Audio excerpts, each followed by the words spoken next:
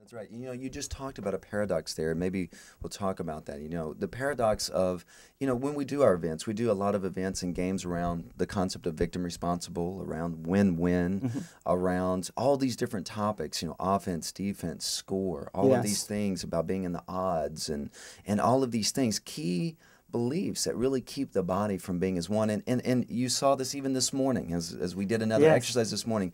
I'll teach on something, say for 10 or 15 minutes, then we'll do a game. Yes. And people then do exactly opposite what we just taught them. I mean, what was your experience around the paradox of I'm teaching, I'm actually giving clues to what the right answer is to the game. And yet, when we get in the game, most people go completely the opposite direction. And it's that paradox that people are like, wait a minute, I just learned this truth, but I just played this game completely different than the facts that I just learned. And we have this statement, how you do anything is how you do everything. Yes.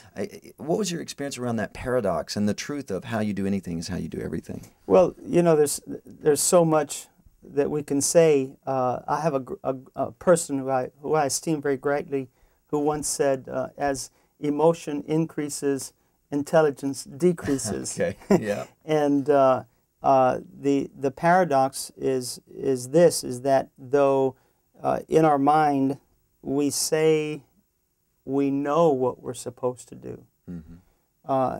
You've instructed us. You've told us this is the right thing to do. Mm-hmm. But, it's one thing to do it and be consciously acknowledging this is what we need to do, and it's another thing Mm-hmm. to have it down in your heart, Mm-hmm. where the Bible says, as a man thinketh in his heart, so is he.